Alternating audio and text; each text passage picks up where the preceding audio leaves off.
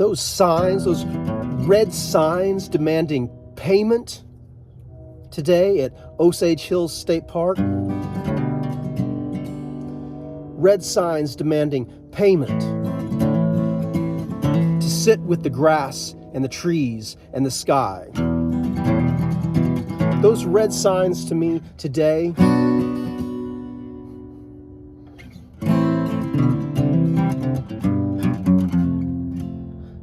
somehow became a message from the great tyrant demanding payment.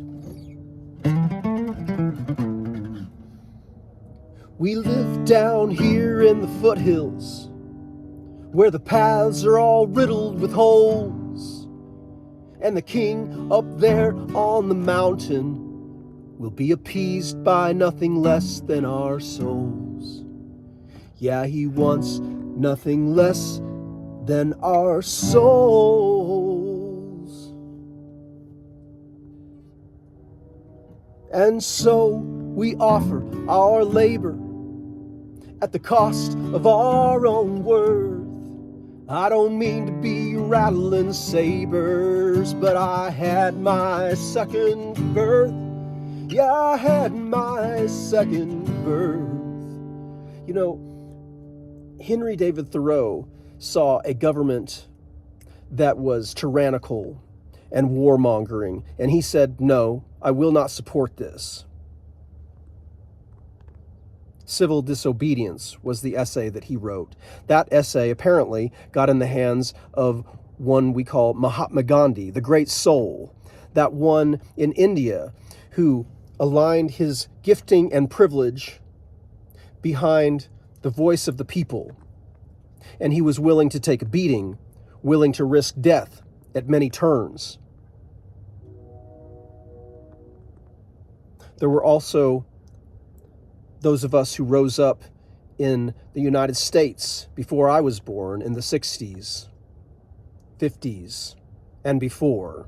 Those who were rising up for generations, who decided, yes, I will sit in this seat on the bus. Yes, I will sit at this drugstore counter. And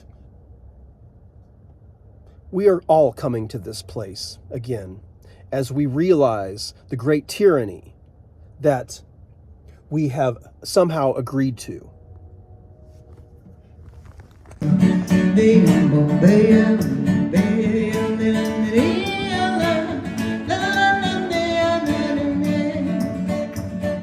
Emancipate yourselves from mental slavery. None but ourselves can free our minds.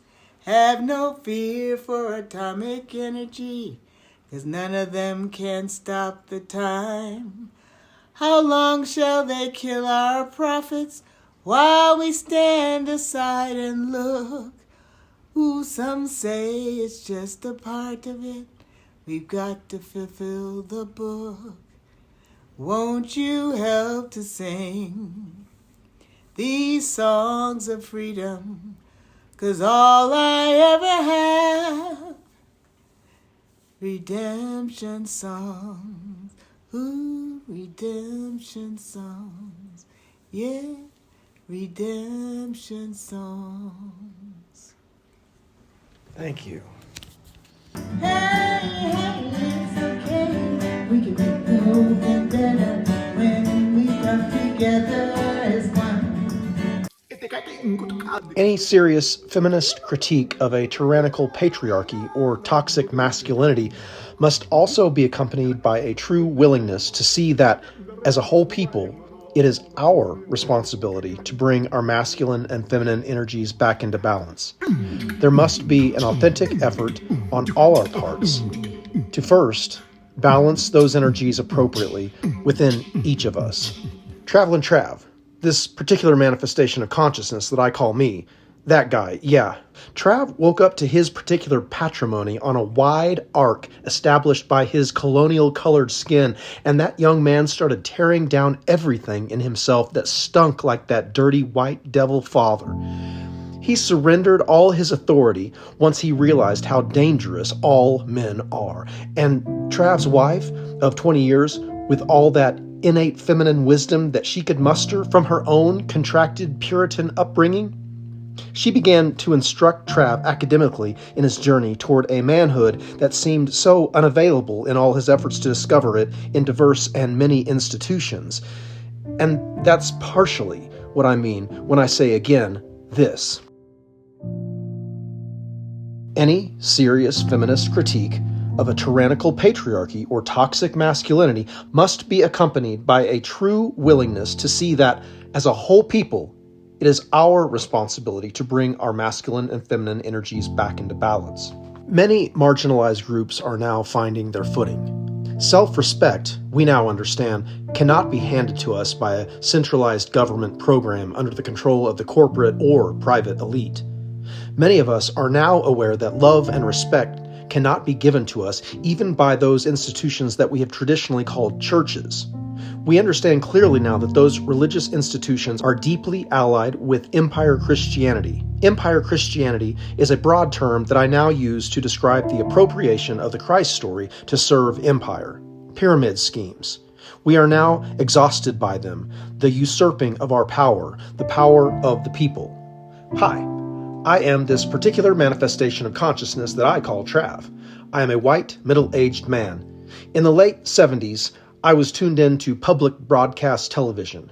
Fred Rogers presented to me an alternative to toxic masculinity, and Sesame Street introduced me to a kinder and more inclusive neighborhood. I'm a true child of the TV, and my kids, they did immensely more screen time perhaps than me.